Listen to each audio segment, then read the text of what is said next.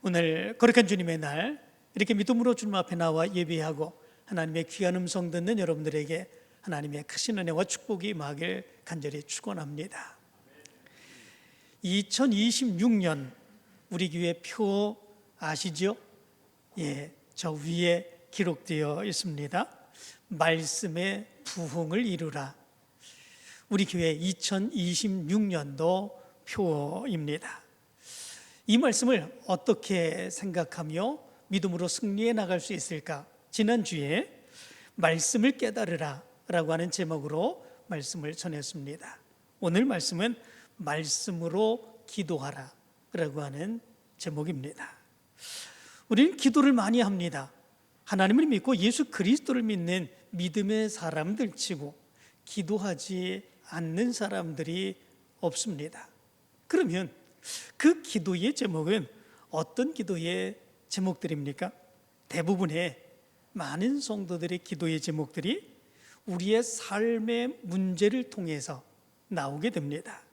가정의 문제, 직장의 문제, 사업의 문제, 건강의 문제, 그리고 물질의 문제, 자녀의 문제, 이루 헤아릴 수 없는 우리의 삶에서 나타나는 많은 문제들이 우리의 기도의 제목이 되고 우리는 그 기도의 제목을 붙들고 뜨겁게 기도합니다. 그리고 우리의 삶에서 그 기도로 인하여 하나님이 역사해 주신 놀라운 하나님의 역사를 체험하며 살아가게 되죠. 그런데 우리의 삶의 문제에 집착해서 그 삶의 문제가 기도의 제목이 되고 그 문제만 가지고 우리가 기도하게 되면 많은 여러 가지 문제들이 나타나게 됩니다. 그래서 어떤 분은 그렇게 기도하는 것을 가르쳐서 비상벨이라 이렇게 이야기를 했습니다. 문제만 나타나면 하나님을 비상벨로 생각한다라고 하는 것입니다. 형편이 좋을 때는 하나님을 찾지 않습니다. 그러나 우리의 삶의 문제가 너무나도 많이 힘들고 어려운 문제가 있을 때 마치 비상벨을 가서 누르는 것처럼 하나님을 찾고 하나님을 부른다라고 하는 거죠. 그래서 이런 기도의 모습을 비상벨 기도 이렇게 이야기까지 합니다. 그래서 그 사람의 기도는 오직 이 문제를 해결해 달라는 기도에만 머무는 그런 모습들이 있다는 것입니다. 때로는 하나님께서 우리에게 문제를 주실 수도 있습니다. 때로는 우리들에게 시험을 하실 수도 있습니다. 그렇지만 그 삶의 문제들이 우리를 곤경에 처하게 하고 어려움 가운데 처하게 하시는 것이 아니라 그 문제를 붙들고 기도하게 하시고 믿음의 사람으로 하나님의 역사를 이루게 하시고자 하시는 하나님의 뜻이 있는 거지요. 그런데 문제에 매몰되면 그런 하나님의 뜻을 바라보지 못합니다. 나를 향해서 하나님이 무엇을 원하시는지, 어떤 삶을 알기를 원하시는지, 살기를 원하시는지 전혀 깨닫지 못하게 되는 그런 모습들이 나타나게 됩니다. 하나님과의 영적인 교제, 문제에 매몰되면 그런 것 생각해 보지 못합니다. 하나님의 역사를 감당하기 위해서 우리가 기도해야 되는데 그렇게 기도함으로 인하여 하나님의 놀라운 능력의 역사를 얻고 그 사역을 감당해야 되는데 문제에 매몰되어 버리면 그 문제만 가지고 기도하는 그런 모습들이 있으면 전혀 그런 것을 기도할 수 있는 그런 모습들이 나타나지 않게 되죠. 우리가 문제가 있을 때만 기도하고 문제가 사라지면 기도하지 않게 될 때에 우리의 신앙은 성장하지 않게 됩니다. 우리의 신앙은 어린 아이의 신앙의 범주에 머물러 있게 되는 그런 모습들이 있게 되죠. 그래서 사도 바울은 이렇게 얘기합니다. 고린도전서 3장 1절에서 형제들아 내가 신령한 자들을 대함과 같이 너희에게 말할 수 없어서 육신에 속한 자 곧 그리스도 안에서 어린 아이들을 대함과 같이 하노라. 이런 이야기를 합니다. 어린 아이들 문제만 생기면 그 문제만 가지고 하나님께 기도하고 하나님의 뜻, 하나님의 역사 그리고 어떻게 사역을 감당하며 하나님의 뜻을 이루어가야 되는지 전혀 생각하지 못하는 그런 모습들이 있게 되죠. 하나님의 말씀을 깨닫고자 하는 의지도 없게 되는 그 모습이 있죠. 누구의 모습과 같습니까?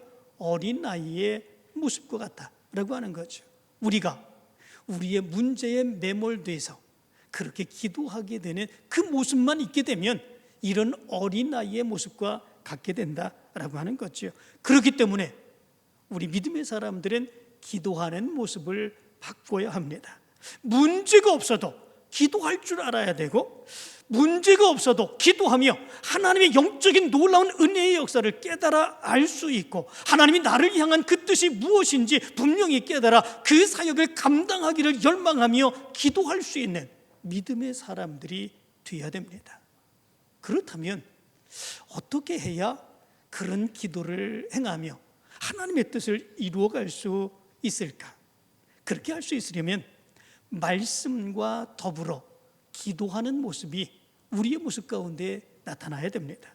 말씀과 더불어 기도하게 될 때에 우리의 기도는 우리의 감정과 상황과 생각, 그 모습 따라서 기도하지 아니하고 하나님께서 원하시는 기도, 하나님께서 나를 통해서 이루어 가시기를 원하시는 기도, 나는 어떻게 하나님의 영광을 돌리며 살아갈 수 있을까 믿음으로 결단하며 행하는 그런 기도를 행할 수 있게 됩니다. 느헤미야서 지난주의 말씀 가운데도 그 말씀을 가지고 이야기를 나눴죠.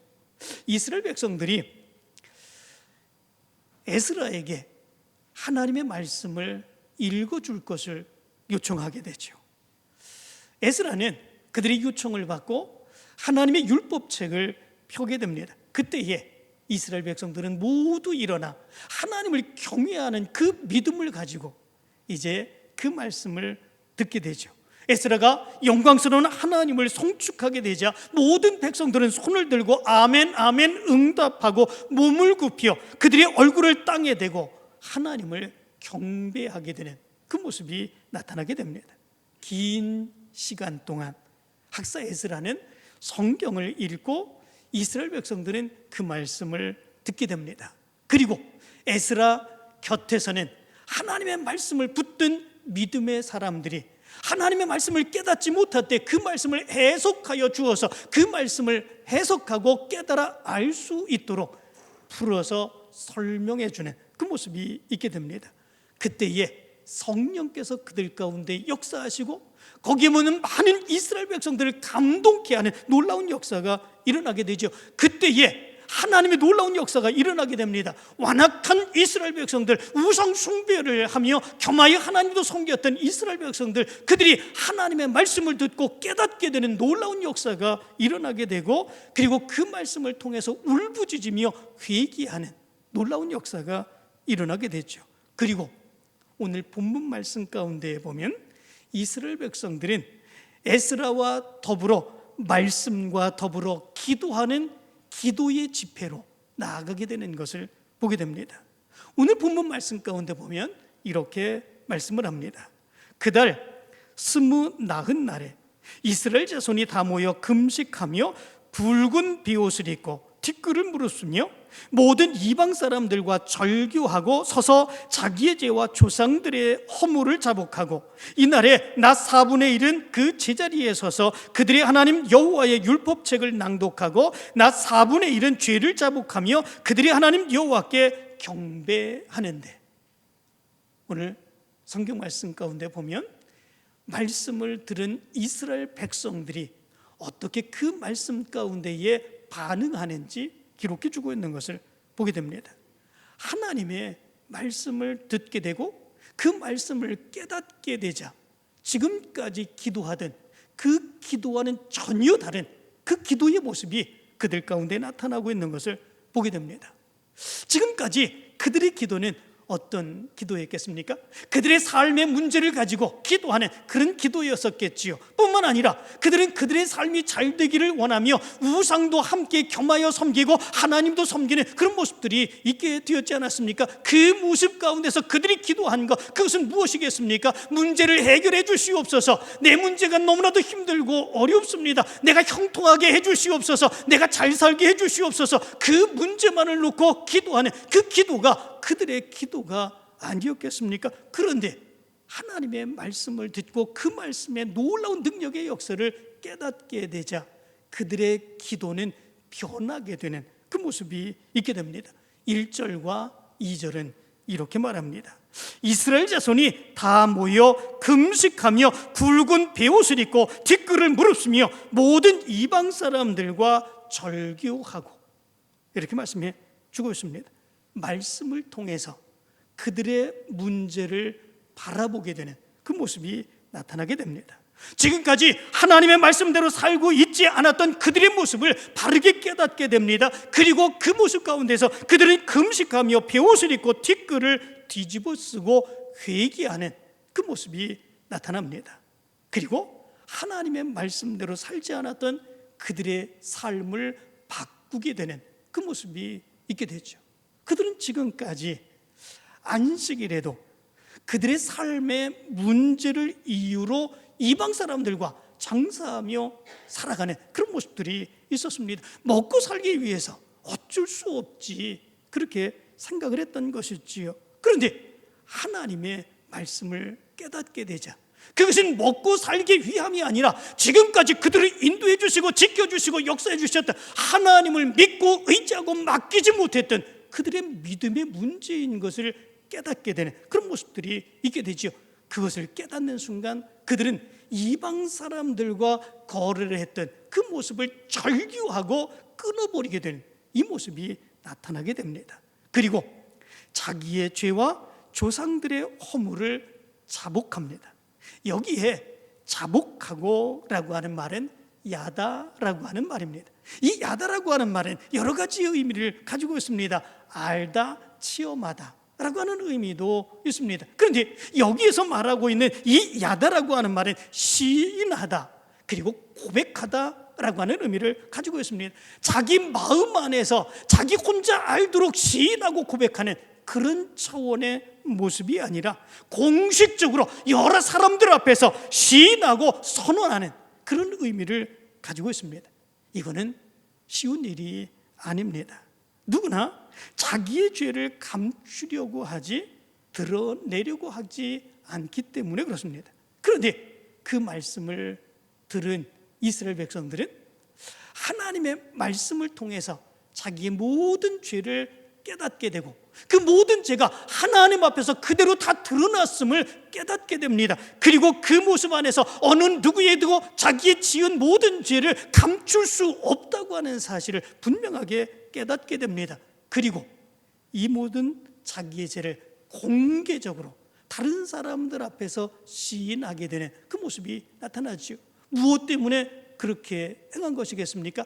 이제는 그 죄를 숨길 수 없습니다. 아니, 숨기지 않겠습니다. 지금까지 지어왔던 나만 알고 있는 그 모든 죄까지도 이제는 짓지 아니하겠습니다. 하나님 앞에서 결단코 그 죄를 짓지 않으며 살아가겠습니다. 공개적으로 결단하며 시인하게 되는 이 모습이 나타나게 된 것을 보게 됩니다. 그리고 그들의 조상들의 허물을 자복합니다. 조상들의 허물을 자복한다고 하는 것, 이거 쉬운 일이 아니지 않습니까? 우리 민족에 대해서, 우리 조상에 대해서 우리는 때로 자부심을 가지고 있습니다. 긍지를 가지고 있습니다. 그들이 애쓰고 수고하고 지금까지 열심히 노력했기에 지금의 우리가 있다고 생각하기 때문에 그렇습니다. 그렇기에 우리는 그분들을 칭송합니다. 그들에게 안 좋은 모습들이 있다고 할지라도 우리는 그 모든 것을 감추고 좋은 일들만 이야기하는 그런 모습들이 있습니다. 그런데 오늘 말씀 가운데 보면 이스라엘 백성들이 하나님의 말씀을 듣고 그 말씀 속에서 이스라엘 백성들의 조상들이 어떻게 했는지를 분명하게 깨달았습니다. 그들은 좋은 모습만 있는 것이 아니었습니다. 하나님의 놀라운 은혜를 체험했으면서도 하나님의 은혜 가운데 있으면서도 그들에게 문제가 생기면 부족하기만 하면 늘 그들은 원망했습니다. 불평했습니다. 하나님이 계신지 아닌지 그것에 대해서 의심하는 그런 모습들이 있었습니다. 이것이 그들의 조상의 문제였습니다. 바로 그 문제를 그들은 자복하는 그 모습이 있게 되었습니다. 왜 그렇게 했겠습니까? 조상들의 허물을 자복한 그 이유는 가만히 보게 되니까 조상들의 죄악의 모습이 지금 여전히 자기들의 모습 가운데서 짓고 있는 죄악의 모습임을 그들은 분명하게 알고 깨달았기 때문에 그렇습니다. 안타까운 그 마음으로 조상들의 허물을 자복하고 그 죄악의 모습이 지금 그들 가운데 있다고 하는 사실을 모든 사람들 앞에 자복하는 이 모습이 나타나게 된 것이죠. 그리고 3절의 말씀은 이렇게 말합니다. 이날에 나 4분의 1은 그 제자리에 서서 그들이 하나님 여호와의 율법책을 낭독하고 나 4분의 1은 죄를 자복하며 그들이 하나님 여호와께 경배하는데 쉬운 일이 아니죠. 아침 6시부터 9시까지 그들은 서서 하나님의 말씀을 듣습니다. 끊임없이 에스라는 그들에게 말씀을 선포하지요. 그리고 3시간의 말씀을 들은 이후에 말씀을 듣고 깨달은 바로 그런 모습을 가지고 뜨겁게 하나님 앞에 회개하며 기도하는 그런 모습들이 있게 됩니다. 하나님의 말씀에 근거해서 지금 하나님의 뜻이 무엇인지, 하나님께서 우리에게 무엇을 원하시는지, 지금 우리가 왜 이렇게 살아가야 되는지 그들의 모습을 회개하는 그 기도의 모습이 말씀을 듣고 깨닫고 3시간 동안 이어지게 되는 이 모습이 나타나게 됩니다. 대단한 그런 모습이지요. 그럼에도 불구하고 끊이지 아니하는 그 기도의 모습이 나타나게 됩니다. 이런 모습들을 보게 될 때에 진정한 기도의 모습, 그것은 하나님의 말씀을 듣고 깨달음으로 시작된다라고 하는 것을 알 수 있게 됩니다. 말씀의 들음과 그 말씀에 대한 진정한 깨달음이 없이는 하나님이 원하시는 진정한 신앙의 모습을 행하기 어려움을 우리는 알 수 있게 됩니다. 이런 모습을 볼 때 말씀과 기도는 서로 분리되어 생각할 수 없습니다. 말씀을 듣고 깨닫지 못하면 우리의 기도는 문제만 매달리게 됩니다. 그리고 말씀을 깨닫고 기도하는 모습이 없으면 하나님의 뜻은 생각하지 못하고 우리의 요구하는 문제만 나열하는 그런 기도가 되어버립니다. 그렇게 되면 우리는 우리를 통해 이루시기를 원하시는 하나님의 뜻을 이루어 갈 수 없게 되는 것입니다. 말씀으로 기도한다고 하는 것, 이것이 이만큼 중요합니다. 성경 말씀 가운데 보면 다니엘이라고 하는 그런 사람도 있습니다. 이 다니엘도 하나님 앞에 기도할 때에 그의 기도의 모습이 하나님의 말씀을 붙들고 뜨겁게 기도하는 그 기도의 모습이었습니다. 서울에 보면 오륜교회라고 하는 그 교회가 있습니다. 이제 3월부터 우리 교회에 크리스천 이미징 코칭이라고 하는 그런 믿음의 훈련을 우리가 행하게 되는데, 그 오륜교회의 그런 이제 믿음의 일꾼들, 전문가들이 7명이 오셔서 우리 교회에서 이제 크리스천 이미징 코칭, 하나님의 형상을 회복하는 그런 훈련, 이것을 행하게 됩니다. 그런데 그 오륜교회를 중심으로 해서 다니엘 기도라고 하는 그런 기도를 합니다. 이 오륜교회만 행하는 것이 아니라 그 기도를 행하기를 원하는 각처의 전국에 있는 그런 교회들이 영상으로 연결해서 기도하는 그런 기도의 프로그램입니다. 금요일마다 그들은 그렇게 기도하고 있습니다. 다니엘 기도, 그 기도의 중심이 어디에 있습니까? 하나님의 말씀을 붙들고 기도하는, 바로 거기에 있는 거죠. 다니엘서 9장 2절부터 4절의 말씀 가운데 보면 이렇게 말합니다. 곧 그 통치 원년에 나 다니엘이 책을 통해 여호와께서 말씀으로 선지자 예레미야에게 알려주신 그 연수를 깨달았나니 곧 예루살렘의 황폐함이 70년 만에 그치리라 하신 것이니라. 내가 금식하며 베옷을 입고 죄를 덮어쓰고 주 하나님께 기도하며 간구하기를 결심하고 내 하나님 여호와께 기도하며 자복하여 이르기를, 크시고 두려워할 주 하나님, 주를 사랑하고 주의 계명을 지키는 자를 위하여 언약을 지키시고 그에게 인자를 베푸시는 주여. 이 다니엘은 기도합니다. 그런데 그의 기도의 모습이 어디를 통해서, 무엇을 통해 나타납니까? 그가 너무나도 삶이 어렵기 때문에 그렇습니까? 그에게 문제가 생겼기 때문에 그렇습니까? 그가 도저히 감당할 수 없는 그런 어떤 문제가 그에게 나타났기 때문에 그렇습니까? 그런데 그것이 아니었습니다. 이 다니엘은 예레미야 선지서를 읽다가 예루살렘의 황폐함이 70년 만에 그치리라 라고 하는 말씀을 보게 됩니다. 이스라엘 백성들이 너무나도 큰 어려움을 겪었죠. 바벨론에 의해서 철저하게 망하게 되었고, 그리고 이스라엘 백성들이 그 모두 끌려 바벨론 포로로 잡혀오게 되었고, 거기서 나라 잃은 그 괴로움과 고통 가운데에 그들은 살아갈 수밖에 없게 되었습니다. 그런데 하나님의 말씀을 읽다 보니까 하나님께서는 그 포로된 그 기간의 제한을 한정시켜 주셨죠. 70년 만에 그치게 하신다. 하나님이 이스라엘 백성들이 바벨론에서 고통을 받고 있지만 하나님께서 회복시켜 주셔서 그 나라로 돌아가게 해주실 것이다. 하나님께서는 예레미야 선지자를 통해서 분명하게 말씀해 주셨죠. 다니엘은 그 말씀을 읽었습니다. 그 말씀을 깨닫고 하나님이 약속해 주신 그 말씀을 분명하게 믿었죠. 그리고 그 말씀을 붙들며 기도하기 시작합니다. 금식하며 기도합니다. 이스라엘 백성들의 모든 죄악의 모습을 회개하며 기도하는 그런 모습들이 있게 됩니다. 그리고 그 기도의 모습으로 인하여 이스라엘 백성들이 정말로 바벨론 포로로 잡혀간 이후에 말로 다 할 수 없는, 우리가 인간이 생각할 수 없는 그런 방법으로 하나님의 나라 예루살렘으로 돌아오게 되는 놀라운 역사가 일어나게 되었죠. 하나님의 말씀을 붙들고 그 말씀이 분명하게 이루어질 줄로 믿으며 그 말씀을 가지고 뜨겁게 기도했을 때 하나님의 말씀에 놀라운 능력의 역사가 나타나게 된 거죠. 야곱도 기도를 합니다. 그 야곱이 기도할 때에 그 야곱의 기도의 모습은 하나님의 약속, 그 약속을 기억하고 기도하는 그 모습이 있었습니다. 야곱이 그 아버지를 속이죠. 그리고 그 형 에서를 속이죠. 그리고 대신 아버지의 축복의 기도를 받게 됩니다. 그 형 에서가 분노를 하여 야곱을 죽이고자 하지 않습니까? 결국은 야곱은 외삼촌 라반의 집으로 도망을 하게 됩니다. 거기에서 큰 거부가 되는 그 모습이 있게 되죠.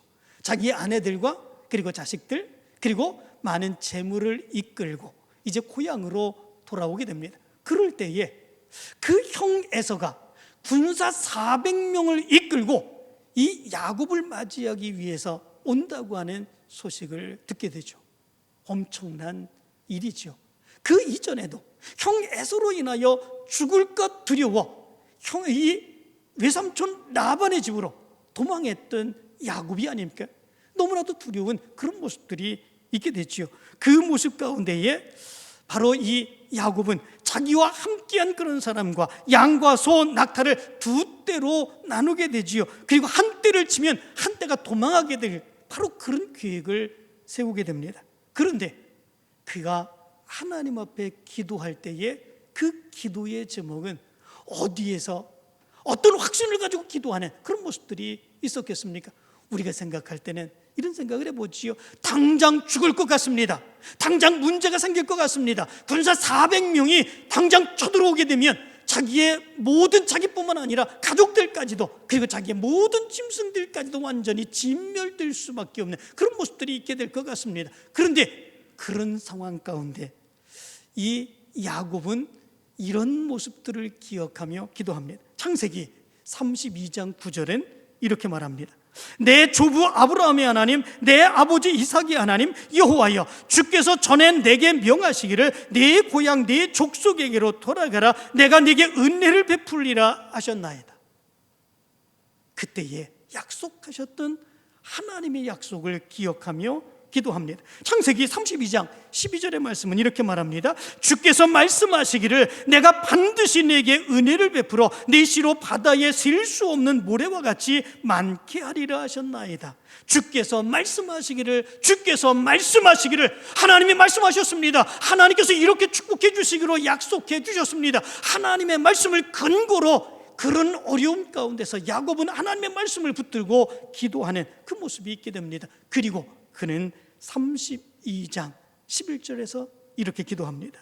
내가 주께 간구하오니 내 형의 손에서 에서의 손에서 나를 건져내 주시옵소서. 내가 그를 두려워하면 그가 와서 나와 내 처자들을 칠까 겁이 나기 때문이니이다. 이렇게 기도합니다. 이 기도를 가만히 보게 되면 이 야곱의 기도에 무엇이 우선인지 생각해 보시기 바랍니다. 지금 당장 어려움 가운데 빠졌습니다. 군사 400명을 데리고 이 에서가 이 야곱에게로 야곱을 만나기 위해서 옵니다. 그러면 불안하죠, 두렵죠. 그럴 때에 이 야곱이 먼저 기도한 거, 하나님, 내가 너무 두렵습니다. 내가 너무 힘듭니다. 이 많은 그런 가족들과 재산들 어떻게 이것이 완전히 다 진멸되도록 하나님이 그대로 남겨두시겠습니까? 하나님, 나를 살려주세요. 내가 힘들지 않게 해주세요. 야곱은 이렇게 기도하지 않았습니다. 하나님이 베델에서 약속해 주셨던 그 약속, 내가 너를 지킬 거다. 네 자손이 번성하게 해주실 거다. 그 약속을 믿고 하나님이 약속해 주셨지 않습니까? 하나님의 말씀이지 않습니까? 하나님 그 약속을 지켜주시기를 원합니다. 이것이 야곱의 기도였던 것을 보게 됩니다. 야곱은 하나님의 약속을 믿었습니다. 야곱은 하나님의 말씀을 믿었습니다. 그 말씀을 믿고 지금의 어려움의 상황에 문제를 놓고 하나님께서 역사해 주시기를 간절히 간구하는 그 기도의 모습, 이것이 야곱의 기도였습니다. 말씀과 기도는 이처럼 엄청난 의미가 있는 것을 보게 됩니다. 말씀은 하나님의 뜻을 우리에게 알게 하십니다. 기도는 그 하나님의 말씀을 깨달은 우리 믿음의 사람들의 당연하게 나오는 반응의 모습입니다. 절대로 말씀과 기도가 따로 될 수 없습니다. 그렇게 되면 내 마음대로 내 생각대로 기도가 되고 그냥 울부짖는 기도로 끝나버리게 되는 그 모습이 나타나게 됩니다. 말씀과 기도는 하나가 되어야 합니다. 그럴 때에 하나님께서 원하시는 기도를 행하게 되고 하나님께서 기뻐하시는 삶을 살아갈 수 있는 우리의 모습이 되는 것입니다. 정말 중요한 것은 말씀과 기도가 하나이지만 더 우선되어야 되는 것, 그것이 무엇입니까? 말씀입니다. 하나님의 말씀을 깨닫는 거죠. 말씀을 듣고 깨닫게 될 때에 우리의 마음은 하나님의 성령을 통해서 감동을 받게 됩니다. 그 말씀을 통해서 우리의 기도의 방향이 정해지는 그런 모습들이 있게 됩니다. 그 말씀을 통해서 우리는 부르짖게 되고 하나님의 놀라운 역사를 이루기 위하여 믿음으로 담대하게 나갈 수 있게 되는 놀라운 역사가 이루어지게 됩니다. 그리고 우리는 기도의 사람이 되며 하나님의 역사를 이루게 되는 믿음의 사람들이 되어갑니다. 말씀이 없이는 기도도 온전한 기도가 될 수 없습니다. 그래서 하나님께서는 잠언서 28장 9절에서 이렇게 말씀합니다. 사람이 귀를 돌려 율법을 듣지 아니하면 그의 기도도 가증하니라. 이렇게 말씀해 주고 있습니다. 다시 한번 말씀을 드립니다. 사람이 귀를 돌려 율법을 듣지 아니하면 그의 기도도 가증하니라. 사람이 세상의 문제에 귀를 돌리고 기도하게 되면 자기의 문제에만 매몰되게 되는 그런 모습들이 있게 됩니다. 그런데 그 귀를 돌려서 하나님의 말씀에 귀를 기울이고 그 말씀에 따라 기도하는 모습이 되어야 된다는 거죠. 그렇지 않으면 그의 기도가 어떤 기도가 된다는 겁니까? 가증한 기도. 가증하다고 하는 게 무엇입니까? 하나님이 보실 때에 혐오스럽다는 거죠. 내가 생각할 때는 그 기도의 모습은 절박합니다. 그 기도의 모습을 반드시 이루어주기를 간절히 원합니다. 그런데 그것이 자기만을 생각하는 그런 기도의 모습이죠. 하나님이 보실 때는 그 모습이 가증스러운 혐오스러운 그런 기도의 모습이 될 수밖에 없다라고 하는 거죠. 이 모습을 가만히 생각해 보면 올 한 해 우리가 어떻게 기도해야 될까라고 하는 것을 분명하게 생각할 수 있게 됩니다. 말씀의 부흥을 이루라. 말씀의 부흥의 역사가 우리에게 어떻게 나타나야 되겠습니까? 하나님이 우리에게 들려주시는 그 말씀을 더 사모하며 듣고 그 말씀을 깨닫고 그 말씀대로 기도하는 가운데에 하나님의 놀라운 능력의 역사가 말씀의 부흥의 역사로 우리에게 다가오게 될 줄로 믿습니다. 올 한 해는 말씀의 부흥이 말씀에 의해 기도하는 여러분들을 통해서 우리 교회를 통해서 드러나게 되길 간절히 축원합니다.